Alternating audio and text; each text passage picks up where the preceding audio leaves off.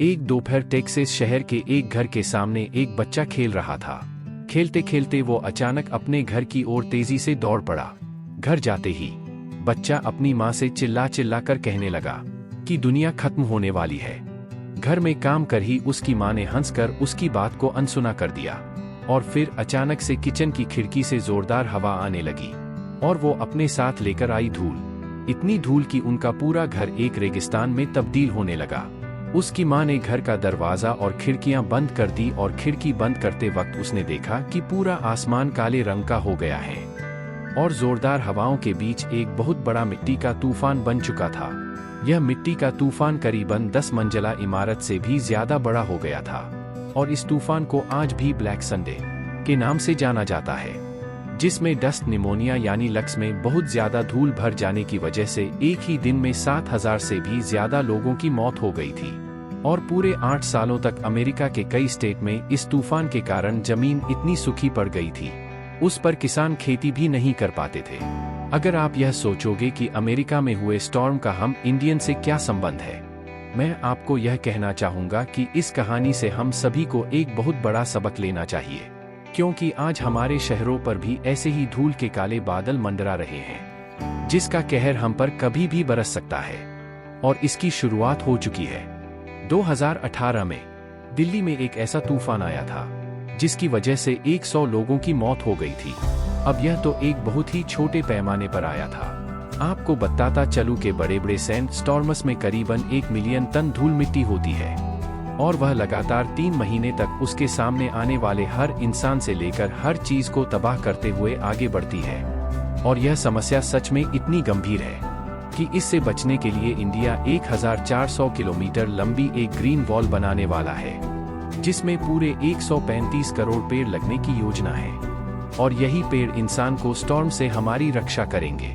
पर इस चीज को रोकने के लिए सबसे पहले हमें यह जानना होगा कि इतनी धूल आखिर भारत में आती कहां से है, इंडिया इतना डस्टी क्यों है। आज हम इन्हीं सारी चीजों के बारे में जानने की कोशिश करेंगे। इंडिया के क्लाइमेट में धूल का कंट्रीब्यूशन।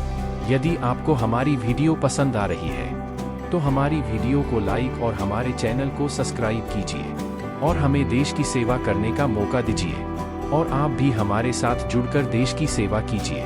क्या आपको पता है कि इंडिया में धूल होने का सबसे बड़ा कारण क्या है?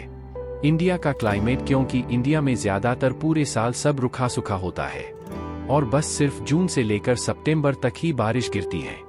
यदि आप नॉर्थ में रहते हो तो आपको यह बताता चलूं कि बाकी के पूरे देश में ठंड भी गर्मी के छोटे भाई जैसी लगती है।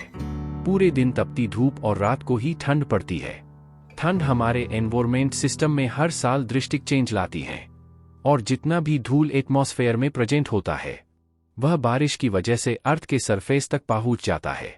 फिर जैसे ही बारिश का सीजन खत्म हो जाता है तब जमीन पर उगे हुए घास और वनस्पतियां जमीन को ढीला कर देती है और फिर वही ढीली जमीन गर्मी के कारण अपना मॉइस्चर खोने लगती है, जिस वजह से जमीन और चट्टानों में क्रैक पड़ने लगते हैं और उन्हीं क्रैकर्स की वजह से फिर धूल प्रोड्यूस होती है और फिर उसी धूल को हवाएं यहां से वहां ले जाती हैं। इसे हम इजीली कंक्लूड कर सकते हैं हमारे क्लाइमेट कंडीशंस की वजह से इंडिया में धूल का सबसे ज्यादा कंट्रीब्यूशन होता है।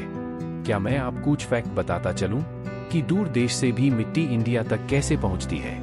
क्या आपको पता है जो मानसून हर वर्ष हमारे यहाँ आता है वह अरब के रेगिस्तानों से धूल लेकर अरेबियन सी से गुजरते हुए हमारे देश में पहुंचती है और उसे बारिश के साथ आई हुई धूल एटमॉस्फेयर से जमीन पर जमा हो जाती है।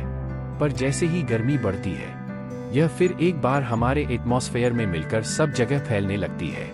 आपको बताता चलूं कि इंडिया के बड़े बड़े शहरों में धूल का सबसे बड़ा दोषी ट्रैफिक को भी कहा जाता है और वहां गड्ढे वगैरह भी होते हैं और शहरों में गाड़ियां भी जूनी इस्तेमाल की जाती हैं। अगर आपको यह पता ना हो तो जूनी गाड़ियां नई गाड़ियों से ज्यादा पॉल्यूशन रिलीज करती है और इसीलिए इंडिया में ट्रैफिक में धूल और प्रदूषण फैलाने में एक मेजर कंट्रीब्यूटर का काम करती है। पर हम इस प्रॉब्लम को एक ऑर्गेनाइज अप्रोच से बड़ी आसानी से सॉल्व भी कर सकते हैं। एग्जाम्पल के लिए इंडिया में सिस्टम को स्ट्रिक्टली फॉलो करना चाहिए। एजेंसियों का उन काम करने वाले ठेकेदारों पर कड़ी नजर रखना। नई सड़कें बनाने वाले कॉन्ट्रैक्टर से कोई पूछताछ नहीं कर सकता। क्योंकि कंस्ट्रक्शन लॉ के अनुसार रास्ते के कंस्ट्रक्शन के बाद उसके मेंटेनेंस के बारे में कोई भी सवाल नहीं किया जा सकता।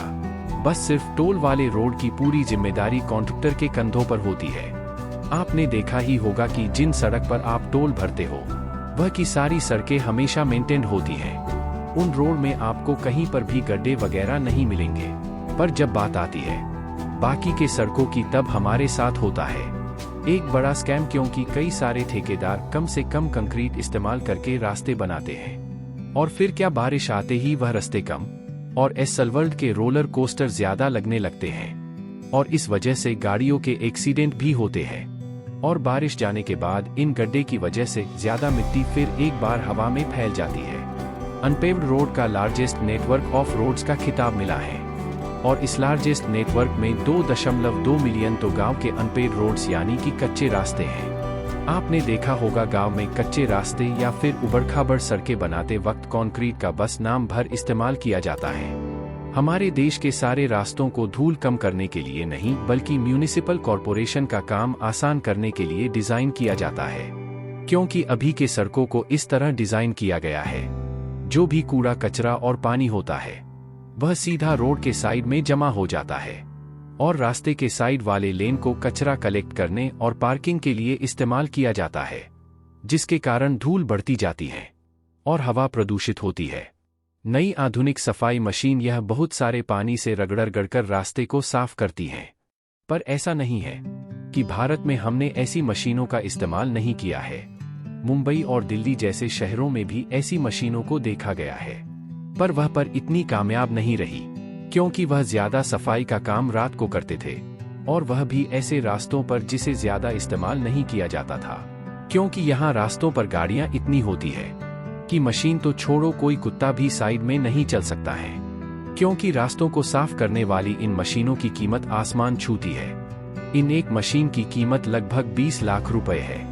तो सोचो, अगर हर शहर और गांव के हर एक रास्ते पर एक मशीन लगाई जाए तो कितनी कीमत हमें इन मशीन को खरीदने में लगानी पड़ेगी। इसीलिए हमारे यहाँ पर रास्ते 19वीं सेंचुरी के क्लीनिंग मेथड से ही करते हैं, जिससे कम से कम पानी इस्तेमाल करके रास्ता साफ किया जाता है और इसी वजह से रास्तों की धूल और मिट्टी बस एक साइड से दूसरे साइड होती जाती है और मिट्टी बस एक जगह जमा रह जाती है। अब बात करते हैं बहुत ही इंपॉर्टेंट चीज के बारे में, वह है पेड़। हमें यह तो बताया गया है कि पेड़ पौधे हमें ऑक्सीजन देते हैं, पर क्या आपको बताया गया है कि ये धूल को ब्लॉक करने के लिए नेचुरल बैरिकेड्स का भी काम करते हैं। और इस तरह से पेड़ के जो रूट होते हैं जो कि सॉइल को बांध कर रखते हैं, और यह चीज सॉइल एरोजन को प्रिवेंट करती है। अब सॉइल एरोजन बोले तो जो जमीन की पहली लेयर होती है उसे नष्ट होकर धूल बनने से रोकते हैं, और यह पेड़ पौधे हवा में मौजूद धूल को भी ब्लॉक करते हैं। पर हमारे देश में किसी सिस्टमैटिक तरीके से पेड़ नहीं उगाए जाते। ज्यादातर पेड़ नेचुरली तरीके से ही उगते हैं और फिर उन पेड़ों को भी काट दिया जाता है। और इंफ्रास्ट्रक्चर को बनाने के टाइम पेड़ों काटना कम और लगाना ज्यादा होना चाहिए, क्योंकि तभी हम सॉइल एरोजन को रोक पाएंगे। इतना देश डेवलप करने के लिए इतने सारे कंस्ट्रक्शन और बिल्डिंग का काम शुरू है, जिसके कारण हवा में धूल बढ़ती जा रही है और प्रदूषण भी हो रहा है। काम शुरू तो होता है लेकिन खत्म होने में इतने साल निकल जाते हैं। अब आप खुद ही देख लो, मुंबई में जो मेट्रो बन रही है उसका काम भी कितने सालों से चलते आ रहा है। अगर कहीं पर भी कंस्ट्रक्शन चल रहा हो तो उसे ढक कर रखना चाहिए, फिर चाहे कंस्ट्रक्शन रोड का हो या फिर किसी बिल्डिंग का। और ढक के रखने का मतलब होता है बेसिकली अंडर कंस्ट्रक्शन वाली बिल्डिंग को एक बड़े ग्रीन कपड़े से कवर किया जाना चाहिए है, ताकि कंस्ट्रक्शन से निकलने वाली धूल या डस्ट को बाहर जाने से रोका जा सके। पर अब सवाल यह है कि क्या इंडिया में ऐसा होता है? बहुत ही लिमिटेड प्रोजेक्ट्स में अगर आपको एक भी देखने मिल जाए तो ऐसा इंडिया में करते ही नहीं। और घर का कंस्ट्रक्शन चालू है तो हम सामने वाले रास्ते को अपना प्राइवेट स्टोरेज समझकर वहीं पर सारा माल मटेरियल कचरे को रख देते हैं, और इससे धूल को और ज्यादा बढ़ावा मिलता है। और इन्हीं घरों और सारी बिल्डिंगों को बनाने के चक्कर में हम धूल के नेचुरल बैरिकेड्स यानी कि पेड़ों को बहुत बड़ी संख्या में काटे जा रहे हैं और खुद के आसपास एक कंक्रीट का जंगल बना रहे हैं, जिस वजह से हवा को जाने के लिए जगह ही नहीं बच रही है। और इन कंक्रीट बॉक्स की वजह से हमारा एवरेज टेम्परेचर भी दिन ब दिन बढ़ते जा रहा है। क्योंकि कंक्रीट खुद में ही हीट को स्टोर करता है। यानी कि एक गर्म धूल मिट्टी से भरा कंक्रीट का जंगल हीट को अंदर ही अंदर इंडक्ट करके रखता है। और अब आप खुद ही सोचिए, क्या आप ऐसी जगह में रहना चाहोगे? क्या हम इन सभी सॉल्यूशंस पर वर्क कर रहे हैं? आपको क्या लगता है? आपका जवाब नीचे कमेंट सेक्शन में जरूर लिखें। इस धूल को कंट्रोल करने के लिए काफी प्रयास किया जाता है। क्या आप अब जानते हो कि इंडिया इतना डस्टी क्यों है और किस तरीके से गवर्नमेंट वर्क कर रही है हमारे देश की डस्टीनेस को कम करने के लिए? अगर इस वीडियो से आपको कुछ भी नया ज्ञान मिला है तो एक लाइक जरूर करें। अपने फ्रेंड्स और फैमिली के साथ यह वीडियो को शेयर करो और आप इस चैनल पर नए हो तो अभी सब्सक्राइब करें। जय हिंद।